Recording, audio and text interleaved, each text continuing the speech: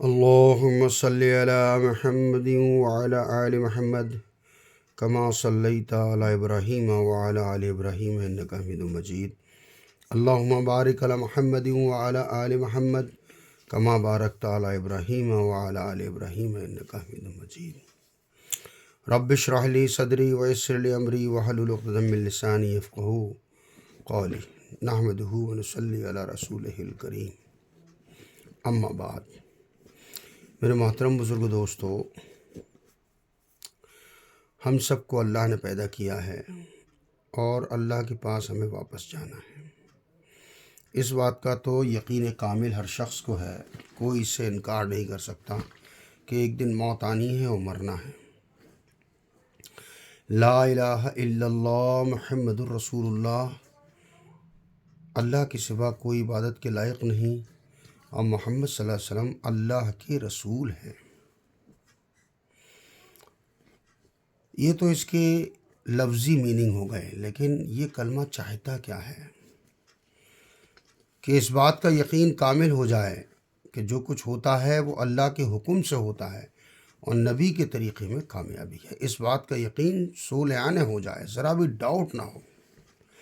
اور جتنے طریقے دنیا میں چل رہے ہیں زندگی گزارنے کے سارے ناکامی کی طرف لے جانے والے ہیں، علاوہ اس طریقے کے جو طریقہ پیارے نبی حضرت محمد مصطفیٰ صلی اللہ علیہ وسلم لے کر آئے. اس بات کا یقین ہو جائے.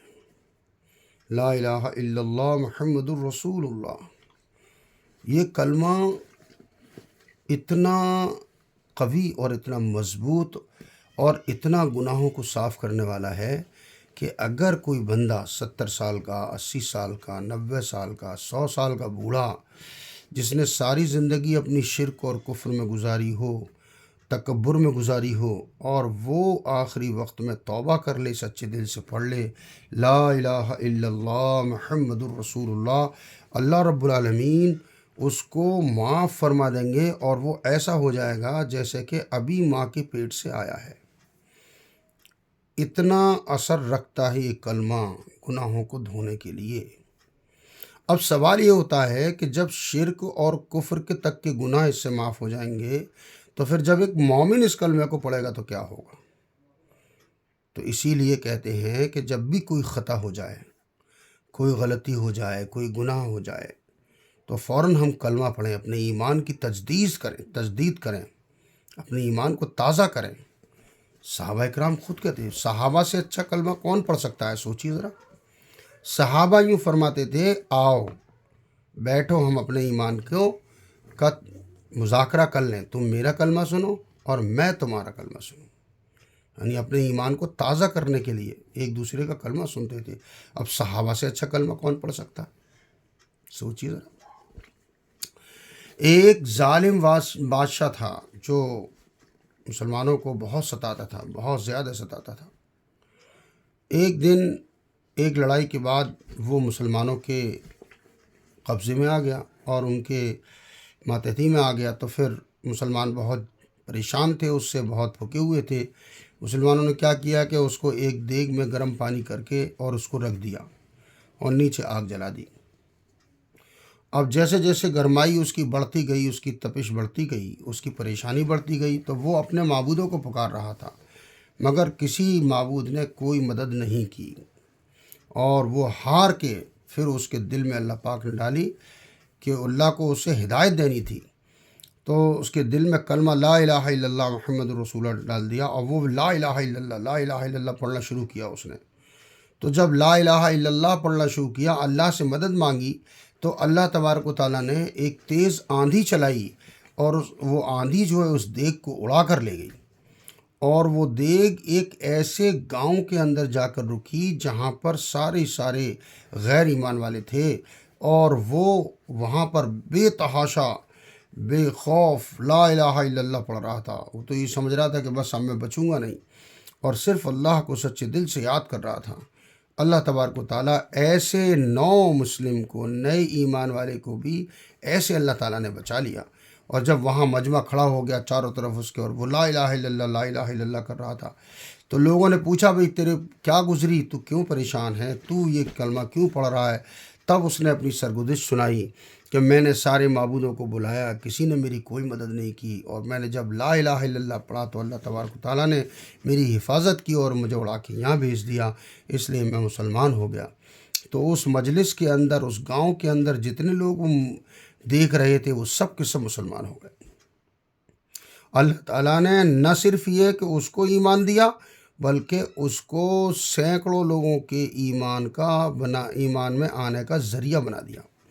تو اس لیے میرے دوستو بزرگوں کی کلمہ لا الہ الا اللہ بڑا محبوب اور بہت ہی گناہوں کو دھونے والا اور آخرت میں نجات دلانے والا ہے۔ اس لیے خوب کثرت سے کلمہ پڑھنا چاہیے۔ کہتے ہیں لا الہ الا اللہ محمد الرسول اللہ ایک مومن کو کم سے کم 100 مرتبہ پڑھنا چاہیے۔ جو بندہ 100 مرتبہ کلمہ پڑھ لیتا ہے، اس دن اس سے بہتر کوئی دوسرا شخص نہیں ہو سکتا اللہ کی بارگاہ میں، علاوہ اس کے کہ کوئی 500 بار پڑھ لے وہ اس سے بہتر ہو جائے گا، کوئی 1000 بار پڑھ لے تو اس سے بہتر ہو جائے گا، کوئی 1,00,000 بار پڑھ لے تو وہ اس سے بہتر ہو جائے گا۔ تو میرے محترم بزرگ دوستو، یہ جو کلمہ ہے اس لیے اس کی کثرت کرتے رہنے چاہیے اور اپنے ایمان کو تازہ کرتے رہنا چاہیے، ایک دوسرے کو کلمہ سنا کر، تاکہ کوئی غلطی نہ ہو۔ لا الہ الا اللہ محمد الرسول اللہ صلی اللہ علیہ وسلم۔ کلمے کی مثال ایسی ہے جیسے کہ ایک درخت ہوتا ہے، درخت کی جڑ نظر نہیں آتی، پتے نظر آتے ہیں، شاخیں نظر آتی ہیں، تنا نظر آتا ہے، لیکن جڑ نظر نہیں۔ کوئی بھی عقل والا یہ نہیں کہہ سکتا کہ اس کی جڑ نہیں ہے، بغیر جڑ کے یہ پیڑ ہو سکتا ہے، ناممکن ہے، ہو نہیں سکتا۔ بلکہ درخت کی جو پھیلاؤ ہے اور درخت کا جو تناور درخت ہے اور اس کی ہریالی ہے اور اس کے پھل پھول ہیں، تو اس کی جو کوالٹی ہے، اس کی جو ہرا بھرا جو درخت ہے، وہ اس بات کو ظاہر کرتا ہے کہ اس کی جو روٹ ہے، اس کی جو جڑ ہے وہ بہت بہترین کام کر رہی ہے۔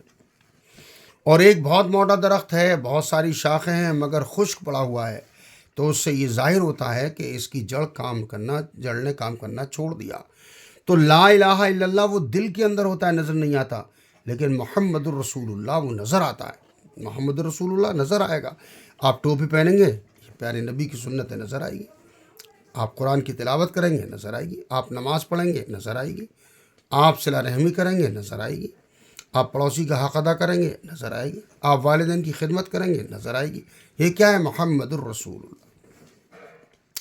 پیارے نبی نے صلی اللہ علیہ وسلم نے ہمیں جینا سکھایا۔ اسلام کیا ہے؟ دین کیا ہے؟ دین تو زندگی کو آسان بنانے کے طریقے کا نام اسلام ہے۔ شیطان ہمیں الٹی پٹی پڑھاتا ہے۔ شیطان تو کہتا ہے ارے بھائی دین پر چلنا تو بہت مشکل کام ہے۔ ارے بھائی مشکل نہیں ہے، دین آسانی کے لیے بنایا گیا ہے۔ دین جو بنایا گیا ہے وہ کائے کے لیے بنایا گیا؟ آسانی کے لیے بنایا ہے، کہ ہماری زندگی آسان سے آسان ہو جائے، اس لیے دین بنایا گیا ہے۔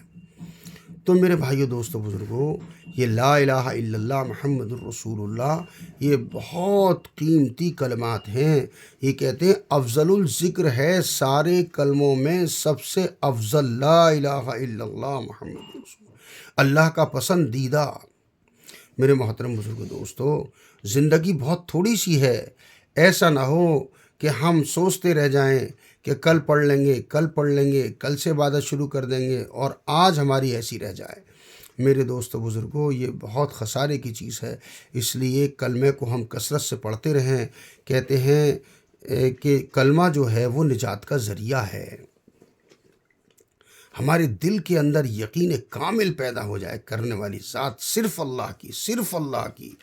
کوئی بھی حالات ہوں، ہر حال میں اللہ قادر مطلق ہے، وہ ہماری مدد کرے گا، ہر حال میں مدد کرے گا، ہم کسی حال میں بھی ہوں۔ جب دنیاوی اعتبار سے سارے راستے آپ کے بند ہو جائیں اور آپ کو ایسا لگے کہ اب میرا بچنا مشکل ہے اور میرے پاس کوئی راستہ نہیں ہے اور میرا کوئی مددگار نہیں ہے، تو سمجھ لو کہ اللہ سے بڑا مددگار آپ کسی کو نہیں پاؤ گے۔ ایسی تنگی میں، پریشانی میں، میرے دوستو بزرگوں، ایک آدمی ڈوب رہا ہے، پانی میں ڈوب رہا ہے، اور جب وہ دعا کرتا ہے اے اللہ مجھے بچا، تو اللہ تبارک و تعالیٰ اس ڈوبتے کو بھی بچا لیتے ہیں۔ اللہ سے جتنی امید رکھو گے، جیسی امید رکھو گے، اللہ تعالیٰ جتنے پرسنٹ آپ کی امید ہوگی اتنے پرسنٹ اللہ تعالیٰ کی مدد آپ پاؤ گے۔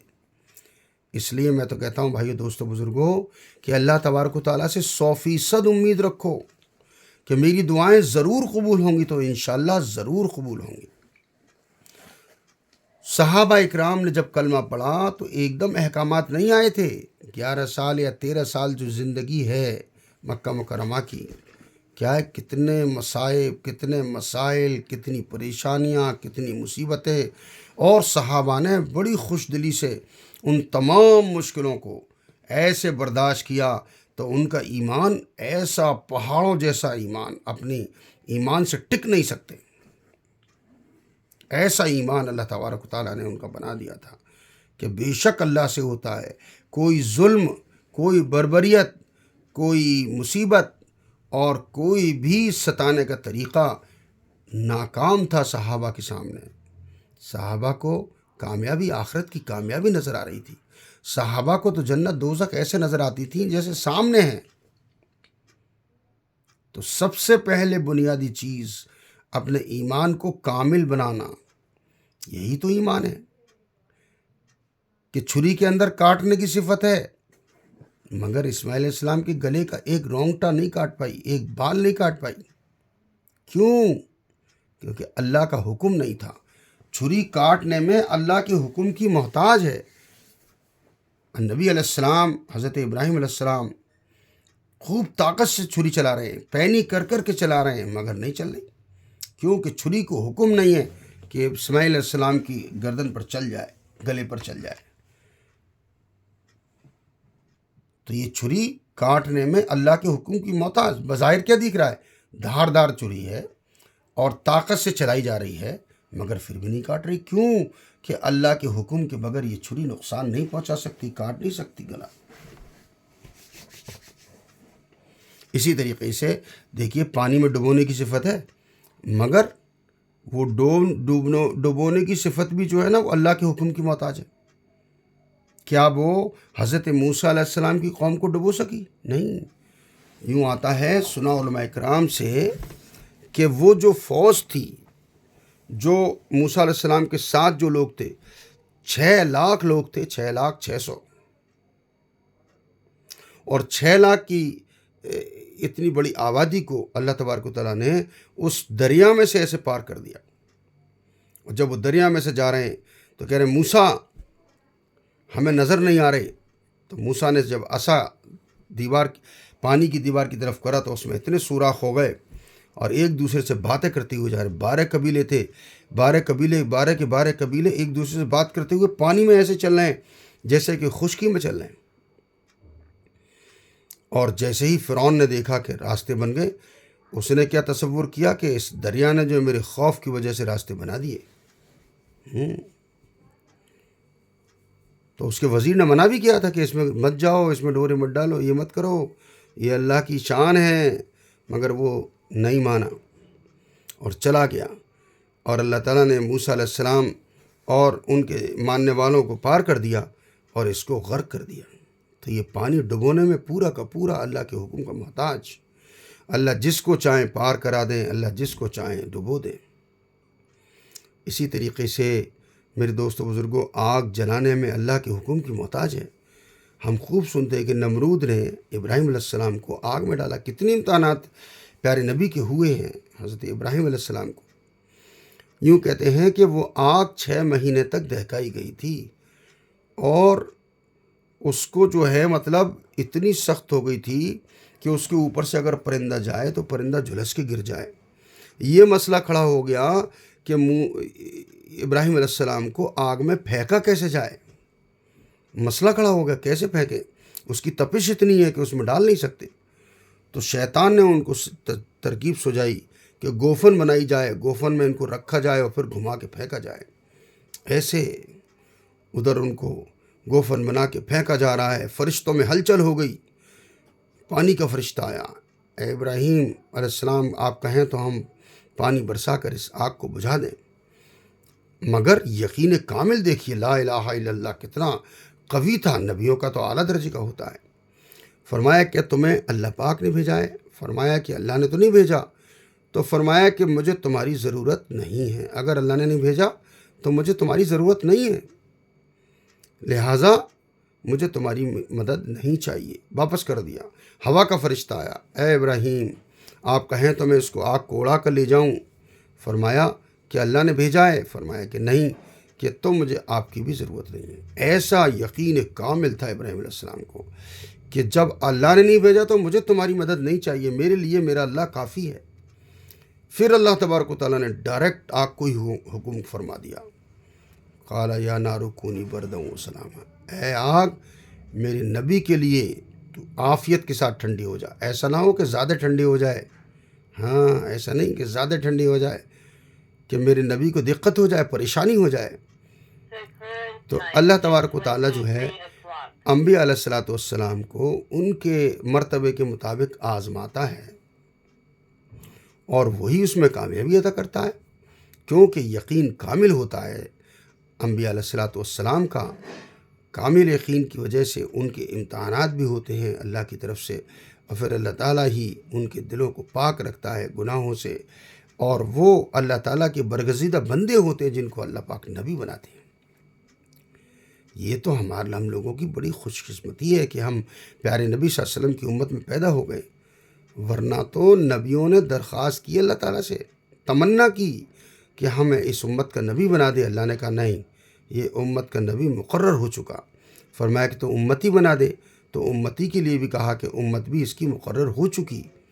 تو ہم اتنے خوش نصیب ہیں کہ جو کام اللہ تبارک و تعالیٰ اپنے برگزیدہ بندوں سے، اپنے محبوب بندوں سے لیتے تھے، دعوت و تبلیغ کا کام، امر بالمعروف اور نہی عن المنکر کا کام، اللہ تبارک و تعالیٰ اپنے برگزیدہ بندوں سے لیتے تھے، وہ کام پیارے نبی کے طفیل میں ہم کو ملا ہے۔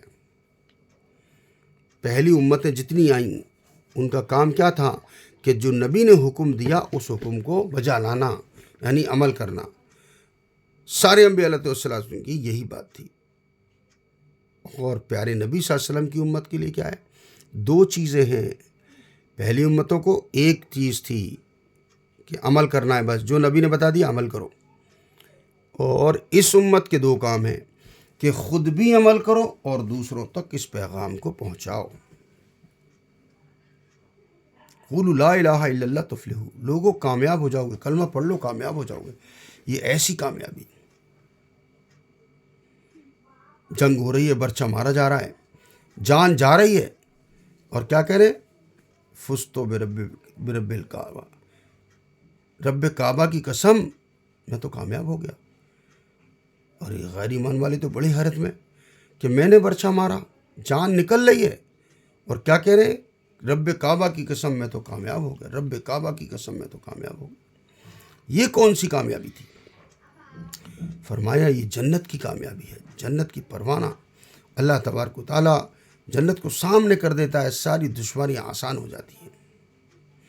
یہ ذرا پل بھر کی پریشانی ہے، تھوڑی دیر کی پریشانی ہے، اللہ تعالیٰ ہمیں آخرت کے اندر روشن اور چمکدار رکھے گا، بس ہم اپنے ایمان کو بچا کر لے جائیں۔ آج اس دور میں، اس پرخطر دور میں ایمان کا بچانا مشکل ہو رہا ہے، بہت مشکل ہو رہا ہے ایمان کا بچانا۔ ایمان میرے دوستوں بڑی قیمتی شے ہے، ہاں اللہ تعالیٰ کہہ رہے اس کی حفاظت کرو، کہ جو ذرہ برابر ایمان بچا کر لے جائے، ذرہ برابر۔ حضرت عبداللہ ابن مسعود رضی اللہ عنہ کی روایت ہے، جس کا مفہوم ہے، میں نے سنا علماء اکرام سے، کہ جو ذرہ برابر ایمان بچا کر لے جائے گا، اللہ تبارک و تعالیٰ اس کو اس دنیا سے 10 گنی بڑی جنت عطا فرمائیں گے۔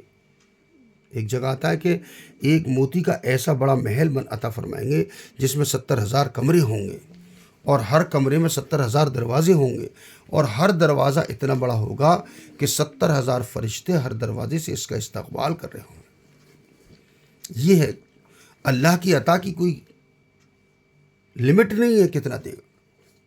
یعنی اللہ تبارک و تعالیٰ اگر ایک سبحان اللہ کا، صرف ایک سبحان اللہ کا ثواب اس دنیا میں دینا چاہیں تو یہ دنیا اتنا چھوٹا برتن ہے کہ اس میں ایک سبحان اللہ کا ثواب نہیں آئے گا۔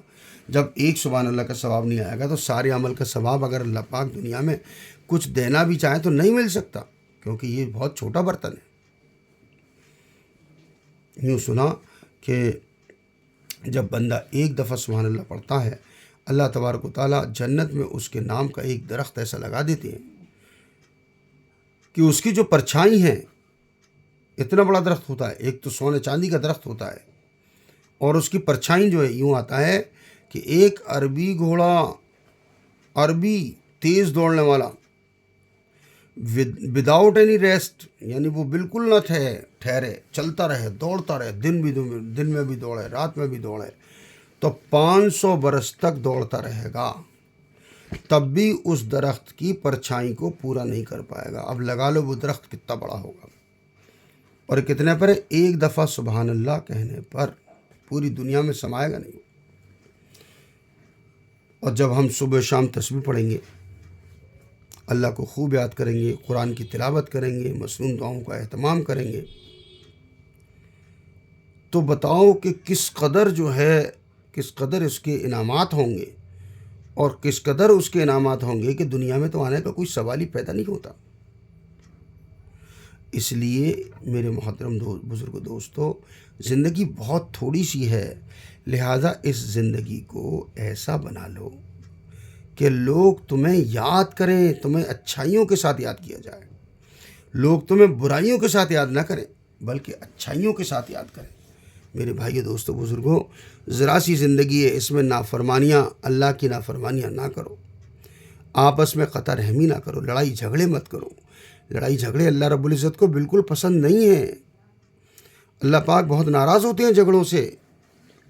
صلہ رحمی کرو، قطع رحمی سے بچو، اللہ میری بھی حفاظت فرمائے اور آپ کی بھی حفاظت فرمائے۔ دوستو، اس چھوٹی سی زندگی کو گلزار بنا کر جاؤ، اور ایسے پودے لگا کر جاؤ اس دنیا کے اندر۔ جب تم جاؤ تو اتنے پودے لگا جاؤ کہ ہم قبر میں ہوں اور ہمارے نامہ اعمال کھلے ہوئے ہوں، کہ ہمارے کہنے سننے سے کسی نے نماز شروع کر دی، کسی نے قرآن کی تلاوت شروع کر دی، کسی نے صبح شام کی تسبیحات کا اہتمام کرنا شروع کر دیا، کسی نے صلہ رحمی شروع کر دی، کسی نے والدین کی خدمت کرنا شروع کر دیا، کوئی اللہ کے راستے میں نکل گیا، اور وہ ذریعہ بنا ہزاروں کے نکلنے کا، اس سب کا اجر ہمیں بھی ملے گا اور اس کے ثواب میں سے کمی نہیں ہوگی۔ لہٰذا یہ کام جو ہے پودے لگانے کا کام ہے۔ اپنے عمل سے خوش مت ہو میرے دوستو کہ ہم نے ماشاءاللہ 5 وقت کی نماز پڑھ لی، اللہ تیرا شکر ہے۔ بے شک شکر کی ایک چیز ہے یہ۔ اسی طریقے سے ہم نے تہجد پڑھ لی، اللہ تیرا شکر ہے۔ اے اللہ، آپ نے قرآن پاک کی تلاوت کی توفیق دی، اللہ آپ کا شکر ہے۔ یہ سب اللہ کی عطا سے ہی ہوتا ہے، ویسے نہیں ہوتا، ہمارے کرنے سے کچھ نہیں ہوتا۔ اللہ کے حکم کے بغیر کچھ نہیں ہو سکتا۔ جب اللہ تبارک و تعالیٰ کی توفیق دیتے ہیں، جب ہم کوئی عمل کر پاتے ہیں۔ لہٰذا ہمیں اللہ سے توفیق طلب کرتے رہنا چاہیے، اور اپنے آپ کی نفی کرتے رہنا چاہیے کہ بھئی ہمارے کرنے سے کچھ نہیں ہوتا، ہم کسی کو نہیں سمجھا سکتے۔ لہٰذا اے اللہ، تو ہی لوگوں کے دلوں کو پھیر دے، اور جب ہم کوئی بات کرے تو اللہ تبارک و تعالیٰ تو اپنے کرم سے اس بات کے اندر جان ڈال دے، اور اس بات کو لوگوں کو سمجھنے کی توفیق عطا فرما دے۔ بے شک تیرے علم کے بغیر، تیری مدد کے بغیر کوئی کچھ نہیں کر سکتا۔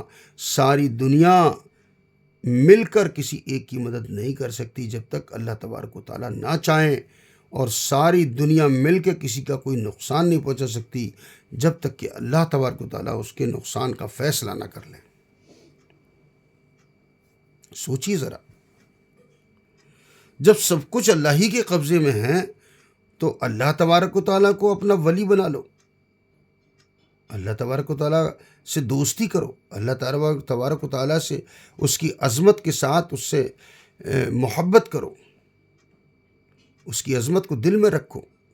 بے شک اللہ بڑا، تمام زمین و آسمان سے بڑا، ہر شے سے بڑا، اور اس اللہ نے بتایا کہ ایمان کی حفاظت کرو، اور یہ بھی بتایا کس سے کرو، کہ نفس اور شیطان سے کرو۔ کہ شیطان کو شیطان کس نے بنایا؟ اس کے نفس نے بنایا، اس کے نفس نے اس کو شیطان بنایا، نفس کے بہکاوے میں آ گیا اور اللہ پاک کے حکم کو توڑ دیا۔ اللہ نے جب انسان کو بنایا، مٹی سے بنایا، اور پھر فرشتوں سے کہا کہ جاؤ انسان کو سجدہ کرو، سب نے سجدہ کر دیا، اور جب اس سے ابلیس سے کہا کہ سجدہ کرو تو اس نے منع کر دیا۔ اس کے اندر تکبر آ گیا کہ اے اللہ، میں آگ سے بنا ہوا، آگ اوپر کی طرف جاتی ہے، یعنی اونچی ہے، اچھی ہے، بڑھیا چیز ہے، اور مٹی نیچے کی طرف جاتی ہے، تو یہ جو ہے میرے مقابلے میں کم تر ہے، لہٰذا میں اس کو سجدہ کیوں کروں؟ تو بات یہ نہیں تھی کہ سجدہ کرنے کا مسئلہ تھا، نہ، بات یہ تھی کہ اللہ کا حکم تھا جو اس نے انکار کر دیا۔ اس نے اللہ کے حکم سے انکار کیا، اللہ تبارک تعالیٰ نے قیامت تک کے لیے لعنت کا طوق ڈال کے اس کے گلے میں ڈال دیا، قیامت تک کے لیے اس پہ لعنت ہوتی رہے گی۔ اور اسی لیے ہر عمل سے پہلے آپ اعوذ باللہ بسم اللہ اعوذ باللہ من الشیطان الرجیم پڑھتے ہیں، اللہ میں مدد چاہتا ہوں شیطان مردود سے آپ کی، آپ میری مدد کریے، بسم اللہ الرحمن الرحیم، اور شروع کرتا ہوں اللہ کے نام سے جو بڑا مہربان نہایت رحم والا ہے۔ تو میرے دوستو بزرگوں، زندگی بہت تھوڑی سی ہے، آخرت بہت بڑی ہے، لہٰذا ہم اپنے دشمن پیدا نہ کریں، بلکہ لوگوں کو ہم دوست بنائیں، اپنا معاون بنائیں۔ جب پیارے نبی صلی اللہ علیہ وسلم نے حضرت ابو بکر کو رضی اللہ تعالیٰ عنہ کو دعوت دی تو آپ کے وہ پہلے سے دوست بھی تھے، ساتھی بھی تھے، اور پھر انہوں نے کہا کہ میرا کیا کام ہے؟ تو اللہ کے نبی نے یہی فرمایا کہ جو میرا کام ہے وہ تمہارا کام ہے، یعنی جو نبی کا کام دعوت کا تھا وہی کام امتی کا ہوگا۔ لہٰذا ہم اس کام کی اہمیت کو سمجھیں کہ یہ دعوت کی محنت کس درجے ضروری ہے میرے دوستو، اور اگر ہم پیارے نبی کی سیرت کو ملائیں تو آپ دیکھیے کہ روز اول سے اللہ کے نبی نے دعوت دی ہے۔ آپ خوب دیکھ لیجئے کہ اللہ کے نبی صلی اللہ علیہ وسلم نے لوگوں کو دعوت دی ہے پہلے دن سے، قولوا لا الہ الا اللہ تفلحوا، اے لوگ کلمہ پڑھ لو کامیاب ہو جاؤ گے، یہ لوگوں سے کہا ہے، اور کیسا کیسا ان کو ستایا گیا ہے، لیکن پیارے نبی کبھی کسی کی بات کا برا نہیں مانے، بلکہ دوبارہ ایسے ہی پہنچ جاتے تھے جیسے کہ کل کوئی بات ہی نہیں ہوئی ہو، ایسے پہنچ جاتے تھے۔ آج ہم سے اگر کوئی ذرا سی سختی پیش آ جائے، ذرا کچھ کڑوا کہہ دے تو ہماری تو لڑائیاں ہو جاتی ہیں، اور ہم اس کی صورت تک دیکھنا گوارا نہیں کرتے۔ لیکن یہ بات صحیح نہیں ہے کہ اگر کسی سے کوئی غلطی ہو جائے اسے معاف کر دو، تمہارے ساتھ کوئی غلطی کر دے تو وہ معافی مانگے، اسے فوراً معاف کر دو۔ تو حضرت مولانا سعید صاحب مکی رحمۃ اللہ فرماتے تھے کہ دائی کے اندر 4 صفت ہونی چاہیے: جوڑنا اور جوڑنا، معافی مانگنا اور معاف کر دینا۔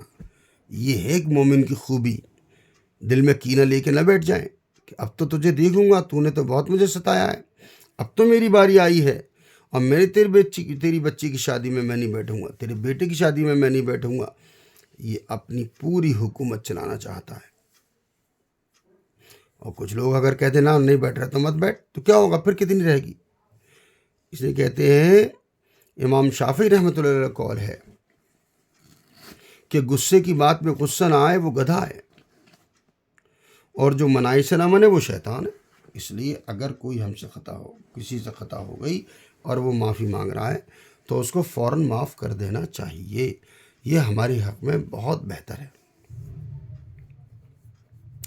ہم اس بات کو سمجھیں میرے دوستو بزرگوں، اس بات کو سمجھیں کہ یہ امر بالمعروف اور نہی عن المنکر کا عمل کتنا اہم اور ضروری ہے۔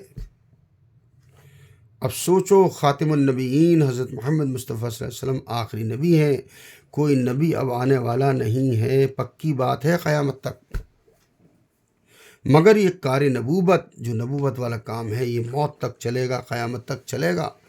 لہٰذا ہم اس میں پارٹیسپیٹ کریں، ہم اس کا حصہ بنیں، اس سے بچے نہیں۔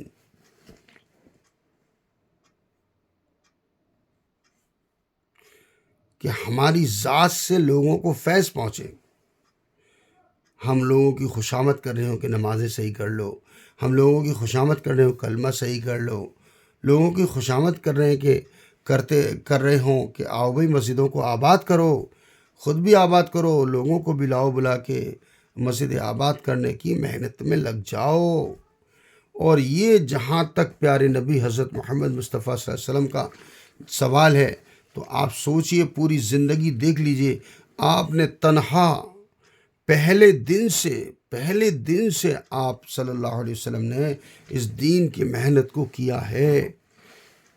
کیا طریقہ ہے؟ طریقہ کار یہی ہے کہ لوگوں کے گھروں پر جانا، دروازہ کنڈی کھٹکھٹانا اور پھر دعوت دینا۔ کون ہے؟ کہ پیارے نبی صلی اللہ علیہ وسلم نے، کہ دیکھو بھائی کامیابی دین میں ہے، دین پر چلنے میں کامیابی ہے۔ دنیا تو بقدر مقدر ہے اور دین بقدر مشقت ہے، لہٰذا اس میں مشقت کرنا، کثرت سے علم حاصل کرنے کی کوشش کرتے رہنا چاہیے۔ سوچو ذرا، ماں باپ جو ہے اولاد کے ہوتے ہوئے پریشانیاں اٹھاتی ہے، مگر پڑھائی کے لیے اولاد کو اپنے وطن سے دور بھیج دیتی ہے جہاں پر اچھی تعلیم حاصل کر سکے، کہ بچوں کے مستقبل کو اچھا بنانے کے لیے ماں باپ کیا کیا قربانیاں نہیں دیتے ہیں۔ سوچے ذرا۔ اور پھر وہی اولاد جب بڑی ہو جاتی ہے اور پھر باپ کے کندھوں سے اوپر نکل جاتی ہے، وہ پھر باپ سے کہتی ہے کہ تم نے ہمارے ساتھ کرائی کیا ہے۔ یہ بڑی تکلیف دہ چیز ہوتی ہے کہ اولاد یہ کہے کہ آپ نے ہمارے ساتھ کرا کیا ہے، کہ بھئی تجھے پال پوس کر بڑا کر تو دیا، تو کہتے یہ تم نے کون سا کمال کر دی ہے، تو سارے ماں باپ کرتے ہیں۔ تو یہ ہے احسان فراموشی، جو اللہ تعالیٰ کو بالکل پسند نہیں ہے۔ کسی کے احسان کو نکارا نہ جائے، اس کے دل بھی دکھتا ہے کہ بھئی میں نے تو اتنی محنت کر کے اس کو پالا پڑوسا اور یہ تو میرے وجود سے ہی انکار کر رہا ہے کہ میں نے کچھ کیا ہے۔ تو یہ بڑی جو ہے خطرے کی چیز ہے۔ اللہ تبارک و تعالیٰ ہم کو اور آپ کو کہنے سننے سے زیادہ عمل کی توفیق دے۔ پیارے نبی کی اہم سنت ہے دعوت، اہم سنت، آخری دم تک آپ نے دعوت دی ہے اور امت کے لیے روئے ہیں، گڑ گڑائے ہیں اللہ رب العزت سے، اللہ جتنی پریشانی نزا کی سختی کی ہے وہ مجھے دے دے، میری امت کو نہ ہو، ہائے میری امت، ہائے میری امت۔ اور اس کے امتی کیا کر رہے ہیں؟ جس امتی کے لیے پیارے نبی نے فرمایا قرۃ عینی فی الصلاۃ، کہ نماز میری آنکھوں کی ٹھنڈک ہے، اس نماز کو ہم کتنی بے دردی سے، بے رحمی سے اور لاپرواہی سے پڑھتے ہیں، سوچو ذرا۔ میرا تو یہی حال ہے، تو کوشش کرتا ہوں اچھے سے اچھا پڑھنے کی، لیکن پھر بھی کنفیوژن ہو جاتا ہے، کبھی کچھ بھول گیا، کبھی کچھ بھول گیا، کبھی رکوع میں دھیان ہٹ گیا، کبھی سجدے میں دھیان ہٹ گیا۔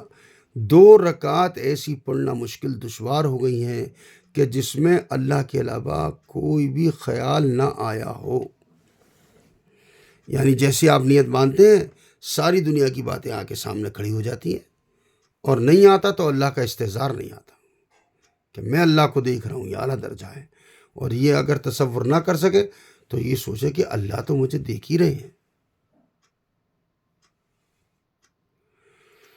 تو اللہ کو حاضر ناظر جب جانیں گے، ہر وقت اللہ کو حاضر جانیں گے، تو ظاہر سی بات ہے پھر اس کی، اللہ کو جب ہم نے حاضر ناظر جان لیا تو اللہ تعالیٰ ہماری حفاظت کرے گا، ہم اللہ کی امان میں آ جائیں گے، ہر حال میں اللہ تبارک و تعالیٰ ہماری حفاظت کرے گا۔ تو اللہ تبارک و تعالیٰ یقین کامل نصیب فرمائے اور کہنے سے زیادہ عمل کی توفیق نصیب فرمائے، اور مسلمان جہاں جہاں بھی ہوں، جس حال میں بھی پریشان ہوں، اللہ تبارک و تعالیٰ سب کی پریشانیوں کو اپنے کرم سے دور فرما دے، اور ہمارا جو یہ دنیاوی زندگی بھی اچھی بنا دے، اللہ آخرت کی زندگی بھی اچھی بنا دے، اور ہمیں جہنم کے عذاب سے بچا لے۔ سبحان اللہ و بحمدہ، سبحانک اللہم و بحمدک، نشہد ان لا الہ الا انت، نستغفرک و نتوب الیک۔ سبحان ربک رب العزت عما یصفون، والسلام علی المرسلین، والحمد للہ رب العالمین، برحمتک یا ارحم الراحمین۔